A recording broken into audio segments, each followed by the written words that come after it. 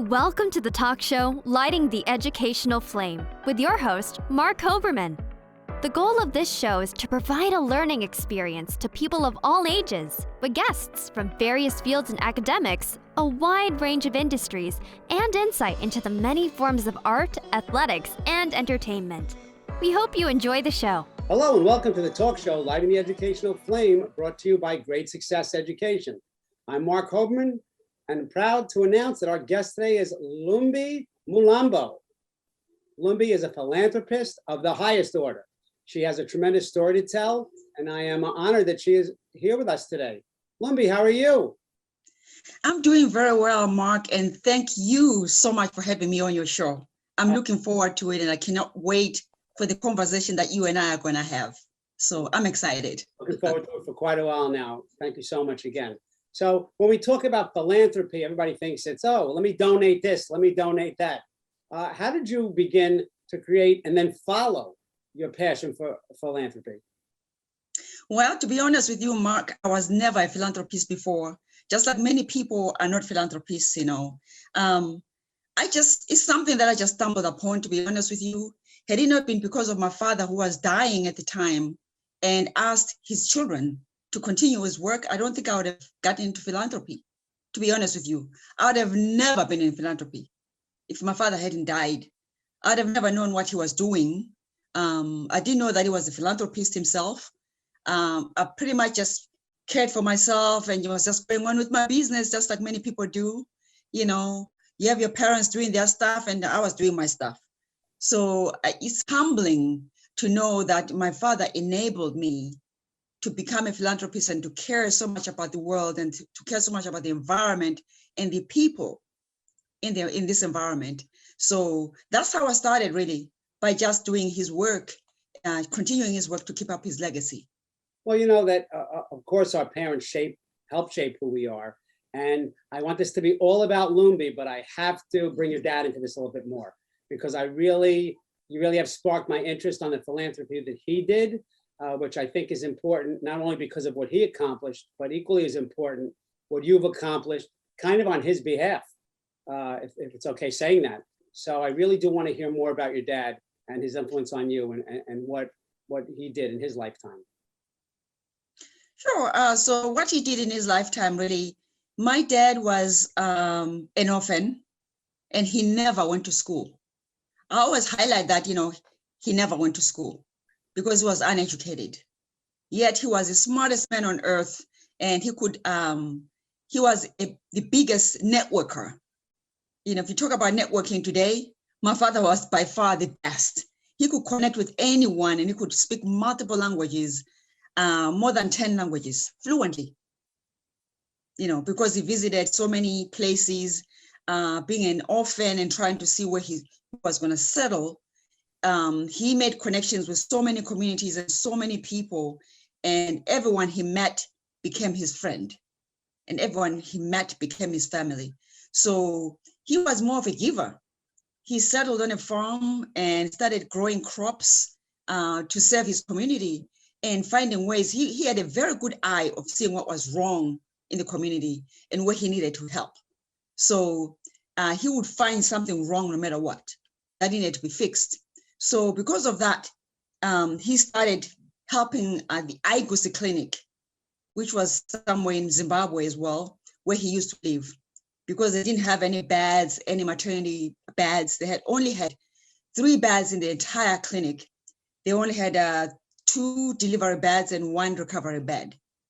And my dad thought that was unacceptable. And they didn't have any electricity or just anything, was just dark. And he thought that it was unfair to have women deliver on the floor and not being able to see anything, what they were eating, what they were feeding their babies at night. So he wanted the place to be illuminated, to have lighting so that everybody could see each other and communicate, and the doctors and nurses could see what they were giving the patients, what kind of medicine, where there's light. So he was very persistent on making sure that everybody was well and had food and had everything they needed to succeed. And pretty much the basic necessities, what he cared about. He didn't want to see people suffering. Just because he suffered himself, that didn't mean that everybody else had to suffer. I think that what he learned as an orphan was to care for people as much as other people cared for him when he was an orphan. And being the youngest of 10 children, he made sure that all of us, all 10 of us had an education, even though he never had any himself. Education was his number one and the foremost thing for his family. So I am grateful that regardless of who he was, that he never was educated and he was an orphan, that I got educated and I got to see his work in action. Even though I didn't understand growing up, I understand now what he was doing, just philanthropy. And I'm fortunately, not unfortunately, but fortunately, I've become a philanthropist myself. So I can say that I take after my father. I talk so much about my dad, but my mother had everything to do with his success. Had it not been my mother who taught him how to just read and write, because when my mother taught my dad to read and write, he could never stop writing. He was writing letters and we were busy just mailing letters, back and forth. So my mother had a critical role as a woman to make sure that he empowered my dad to be able to communicate, not just in person, but to communicate via electronic, not electronic, but via paper correspondence and all forms of correspondence. So I'm grateful to my mom for that. Well, that's an incredible story. And even though I was a teacher for over 30 years, there's really a difference between education in school and education in life. And your father seems to have a doctorate in life, and it's not Yes. it's not always measured by a diploma. And it's amazing, he's done, I would argue that he's done two amazing things. All the things he did in his lifetime, and I know that you would be doing something else today if he did something else in his lifetime. So it's great that he and your mom had such an impact on you, because other people are definitely benefiting from the impact that your parents had on you. I read somewhere that you were a UN advocate, is that right? Yes, So I am. walk us through that. We know what the UN is, but I don't know that we know what a UN advocate is. So specifically, what does that entail for you, and what was your experience with that? What that entails is I'm advocating for the United Nations global goals. They call the Sustainable Development Goals. You hear about people abbreviating those as SDGs, right? So that's what that is. In my case, I advocate for water, sanitation and hygiene, which is SDG 6 for United Nations. I also advocate for no poverty, which in the UN is called SDG 5 for no poverty.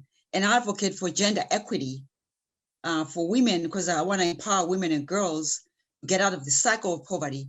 So the United Nations goal for that is SDG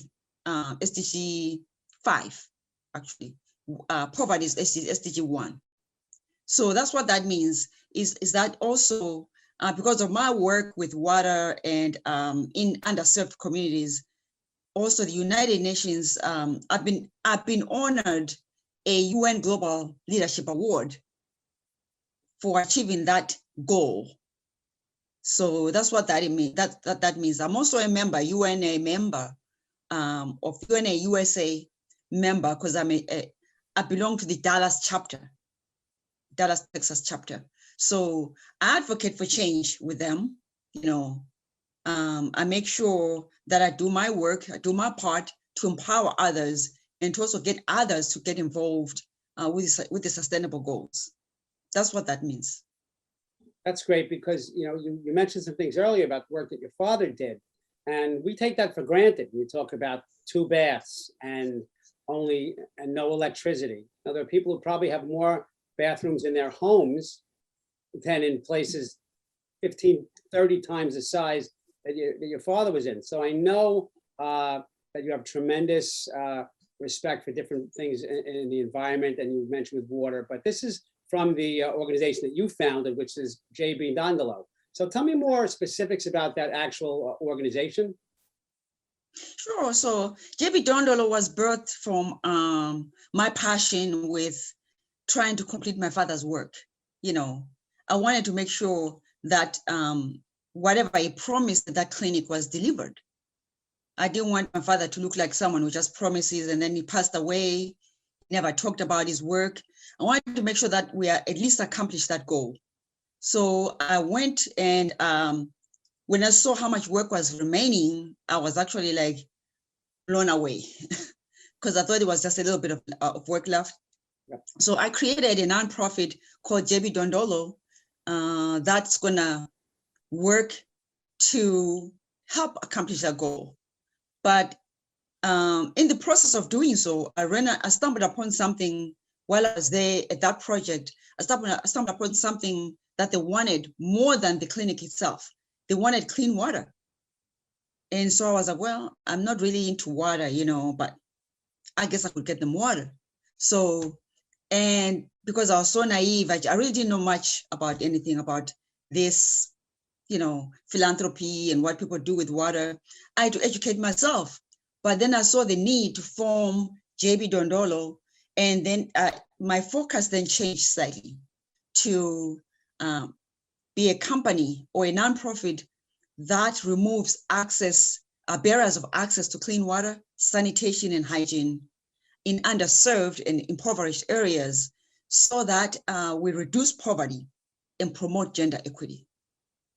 That encompasses all the SDG goals that I was talking about, SDG goal 1, 5, and 6. So I could do all that in one. So that's what my nonprofit does. It works in the US and also works in Africa, specifically in Zimbabwe, providing water. We see that mostly it's women and girls that are underserved, that are disadvantaged, because believe it or not, collection of water heavily relies on women and girls. And they walk miles and miles away. In this one project that I'm working on right now, women and girls walk 18 miles a day, meaning that they don't do anything else but just fetch water. And there's no time for themselves to learn new skills and become, be interested in becoming entrepreneurs. And girls, they skip school. There's no time to go to school. Because if you're just collecting water the whole day, what time do you have to go to school?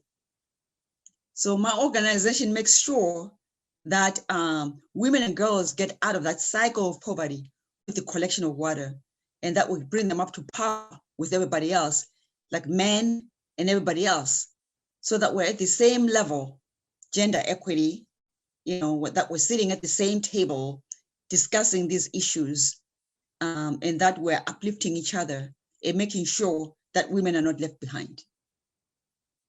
It's incredible. And you mentioned it's a nonprofit, but before we get into my next question, could you tell us what JBDolo stands for, how you came up with that name? Yes. So my dad was JBDolo. So to keep his legacy alive and to keep me in focus, I wanted to make sure that I stay focused just like my dad was. So I figured if I name it JBDolo after him, actually I named it JBDolo Inc. Incorporated. I figured that would be like a way for me to remind myself to stay focused, to remind myself of the work that my father was doing and to not divert, to still keep his mission, his vision, so that's why I named it JBDolo. And Dondolo means a cane or walking stick used for support, which is what this charity is doing, is really supporting each other, supporting others that need help. Excellent. And you mentioned it's a charity. So I have to ask you, a lot of people don't know the ins and outs when it comes to a nonprofit. What are some of the difficulties of running a nonprofit as far as organization, fundraising, delivery of goods, or whatever the services you're providing? Oh yeah. Oh my gosh. There's so many difficulties. For one thing, a nonprofit thrives on donations, right? So we're constantly looking for donations to accomplish our work, because without donations, then we have to fund it ourselves. And sometimes we don't have the money. So to raise funds when you're starting out as a nonprofit, a lot of people don't trust you because they don't know who you are. So you have to build that rapport. You have to build that image and build that credibility so that people know who you are. And that's not always the easiest thing to do. You have to also find people who are board members that are really committed to your cause, that have their heart, that have their souls in it, that see your vision. that support your vision. That's not always the case. You have to really find people who are committed and who want to make sure that you succeed with this mission. That is the hardest thing by far. Well, at the end of the day, a nonprofit is still a business, just a nonprofit. So Yes. I'm hearing a lot, our viewers are hearing a lot about marketing. So what is the marketing that's needed that you've done to get the word out there to people who might donate? And also just to get the word out about what JBDolo is and does. Okay, so I've seen so far that the best marketing that we can do for JBDolo is by having the spokesperson of the company, which is myself, speak publicly like I'm speaking to you right now. That is the best way for us to market ourselves, by sharing the story, my story of how we became. That's how we get people to support us and rally us and be behind us. That's the best marketing tool. One other way is to just put ourselves out there on social media, because we live in a digital world these days. Everything is digital. Anybody can find us on the online, and start to market on social media as much as we can, to let people know what we're doing at each stage, to let them know what projects we're working on, and try to rally support. That's how we're doing it. And also by emails, just word of mouth, it works. Yeah, that's the most powerful tool in any marketing campaign is Yeah. word of mouth. So I know you had some kind of music contest for JBDolo. And what can you tell us about that? How people entered, who won? I'm pretty sure one of your winners was on my show already. So just tell me about that contest and what was involved. Yeah. So the Music for Water contest is a global international contest where we seek to find a song that is water inspired for JBDolo. And the winner or winners, who are like 5 winners, get a one-time distribution deal with a record label called GMIR, which stands for Grand Mountain International Records. So yeah, so we like it a lot because it doesn't last for very long. It's only like annual. So like we're getting ready, starting in June. I think it's gonna be June 15, to kick it off for this year. We have judges that are gonna be judging the songs and everything, plus also the public gets to judge, which is good. So that actually drives a lot of people to come to us and a lot of support. We've seen that the engagement is just amazing, just incredible. Then at the end of that campaign, when we found the people that we need, the winners, we also have like the Music for Water Gala. That's where we announce the winners, the top winners, who they are, like who the #1 song winner is. So it's exciting because it really keeps people motivated. But not only that, the Music for Water competition, since it's global, it really ignites the whole world and the other humanitarians to support this cause, Sustainable Development Goal 6 for water, because we know that water resources are very limited in a lot of countries. We know that water is an issue, not just in Zimbabwe, but everywhere, including the USA. Water is a big issue for a lot of people. So we want a lot of people to support that and rally that, and also kind of unite and, do whatever it takes to make sure that we end poverty and we end this lack of water, and so that we have abundance of water. Well, what were the parameters of the contest? Did they have to be lyrics? Is it just song? I'm guessing it had to have something to do with water and the cause that you keep fighting for. So what were the rules kind of, and what did you end up getting? Yeah, so the rules are, we actually have them online with the contest, but the rules are that the song cannot just be instrumental. You gotta have like lyrics with the song. It has to be inspiring and moving, because if you want the world to really unite and be ignited by this whole thing, you want to make sure that the song is really inspiring and it uplifts and it's really moving you. If you're listening to a song and just like, oh, well, skip it, it has to really, really move you. Remember that song, We Are the World by Michael Jackson and the group? Yep. Exactly. So that type of song that really unites and ignites the whole world and inspires the whole world to say, you know what, I want to do something. I want to take action. I don't want to just sit back. I'm sure there's something that I can do. So it's that kind of song that we're looking for. But you know, it has to be your own song that you create, or maybe by yourself or with a group. Right. And it has to be a song that has not been published, you know, because I mean, we're going to be publishing it as well. So those are some of the parameters, you know, to submit. But it can be anyone with a song, or, you know, that can sing, you know, pretty much. And you had 2 winners? We had 5 winners last year. And then out of the 5, we selected the top number 1 winner. That was Shona Lindsay. So we are promoting a song right now. It's been distributed. She's received an online distribution. It's now all over the world. So now we're promoting that heavily during this season until we have the next winner next year. Excellent. That year flew by. Just heard about the winner recently. So, and a tough year it's been. So yes, for everybody. Now we're finally starting to see things that we've taken for granted. If there's anything positive you can take from the pandemic, is the fact that viruses and illnesses, they don't know a socioeconomic status. They don't know race, religion, political affiliations, and you know, not to take things for granted.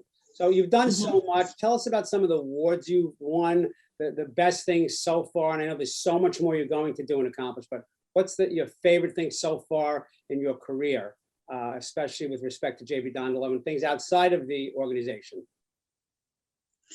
Well, outside of my organization, I can say that the connections I've made, and they're amazing, to be honest with you. The people that I've come in contact with are just incredible. I continue to learn outside of the organization. I'm also doing other things that I like to do.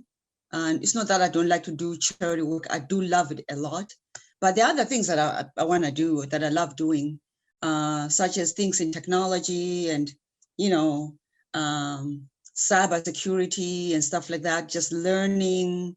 And also I'm learning, taking fellowship work, like entrepreneurship fellowship, to learn more about being an entrepreneur, because most of the stuff that I've learned over the years, nobody has taught me. I would like to be taught by somebody else who can say, this is how you do it. So I'm learning a lot of things on my own, but just reading online, and, you know, it's been really, really encouraging and inspiring for me, just expanding my knowledge, you know, to see how else I can help, and, you know, things like that. Outstanding. And well, what's next for Lumbie and JBDolo? Well, the next thing is for us to grow. We're getting a lot of requests, you know, to, you know, by so many other people, so many other organizations, communities actually, in other countries other than Zimbabwe and the USA. So with proper funding, we know that we can extend beyond that and get into other countries and do more work, you know, just scale. We're looking to scale and grow our capacity as well.